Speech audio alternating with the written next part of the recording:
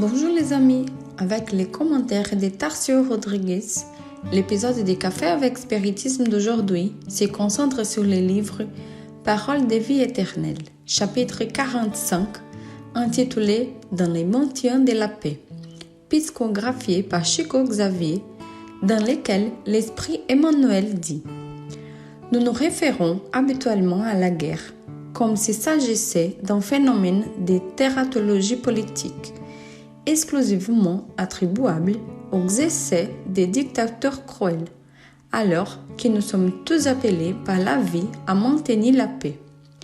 Nous agissons tous les uns sur les autres et, même si notre influence personnelle nous paraît insignifiante, elle n'est pas moins vivante dans la préservation de l'harmonie générale. La forêt est un spectacle grandiose de la nature, mais elle n'a pas poussé sans l'aide de minuscules graines. Notre déficience d'analyse concernant la contribution individuelle à l'équilibre commun est née, en règle générale, de l'affliction maladive avec laquelle nous attendons impatiemment les résultats de nos actions, avides d'une importance personnelle dans l'immédiateté de la terre. Cela nous fait agir comme quelqu'un qui décide de construire une maison avec un mépris total des pierres, briques, vie et poutres, apparemment sans importance lorsqu'elles sont considérées séparément, mais indispensables à la construction. La réflexion d'Emmanuel porte sur les métiers, sur les bases nécessaires pour que la paix reste active.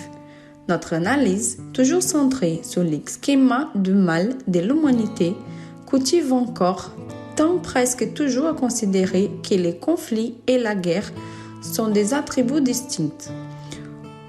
Œuvre du Créateur, comme s'il ne s'agissait pas simplement de l'affaiblissement et de la perte des valeurs divines telles que la paix et le bien. Les messages citent des exemples dans lesquels nous avons dispersé nos efforts au lieu d'intensifier les travaux pour les biens, en commençant par les désirs excessifs de récolter les fruits de nos petits travaux.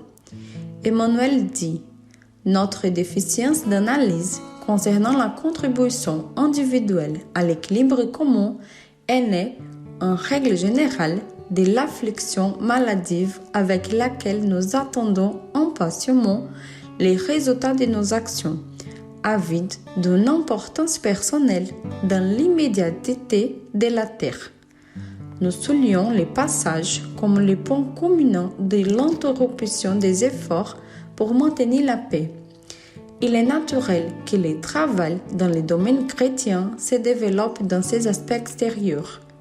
Les petites pousses de la pensée et de la diffusion apparaissent dans les partages communs et le Christ multiplie les miettes offertes pour le bénéfice général. Des collectivités rassasiées du pain du jour payent avec reconnaissance et confiance l'effort.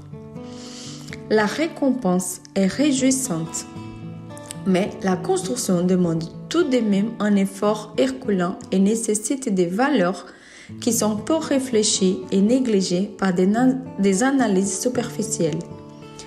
Nos appels à l'activité évangélique commençons d'abord pour nous améliorer et nous éduquer nous-mêmes dans les combats intenses et laborieux contre les tendances d'orgueil et d'égoïsme qui sont encore en nous.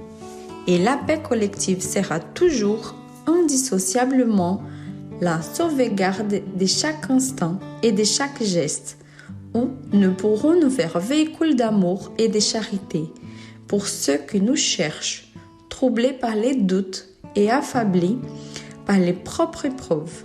Emmanuel conclut ainsi « Nous sommes tous appelés à construire la paix, qui d'ailleurs ne dépend d'aucune impulsion liée aux activités de guerre et qui, paradoxalement, dépend de notre lutte pour nous améliorer et nous éduquer. Car la paix n'est pas l'inertie, mais l'effort, le dévouement, le travail et la vigilance incessants au service du bien.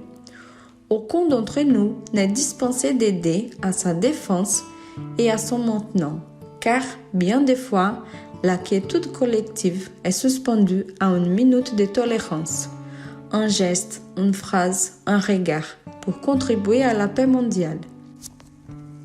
N'était dit donc pas incapable de contribuer à la paix du monde. Si tu n'admets pas les pouvoirs et la valeur des ressources dites mineures dans l'amélioration de la vie, construis un palais devant une centrale électrique puissante et essaie de lui fournir de la lumière et de l'électricité sans la prise. Que Jésus vous bénisse et rendez-vous dans les prochains épisodes de Café avec Spiritisme.